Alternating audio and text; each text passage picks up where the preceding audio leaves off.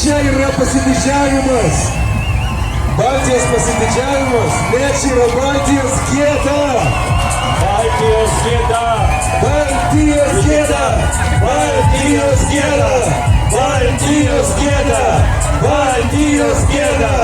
Baltijos gėda. Baltijos gėda. Baltijos gėda. Tai jūs gėda, Baltija. Jūs, mes jūs mylim. Mes norim jums padėti, jūs išgelbėt. Jūs patį, eik čia. Negalima taip daryti, mergaitė. Pažvelg žaplą esi. Pažvelg žaplą. Gėda. Gėda. Tu vaikiną susiras pirmiausia. Paprasčiausiai, jūs galit geri būt žmonės. Galit mylėt vyrą, jeigu esi moteris, moterį, jeigu esi vyras.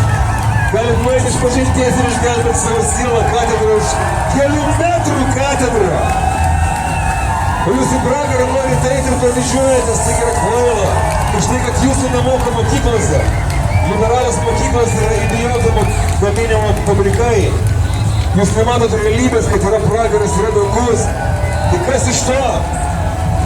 Jeigu aš dabar būsiu žmogėdara ir didžiosios to, pavyzdžiui, kanibalas, ne? Taigi čia yra gėda. Ir ratai veda į pragarą. Sotomija veda į pragarą. Lietuviškai išvertė.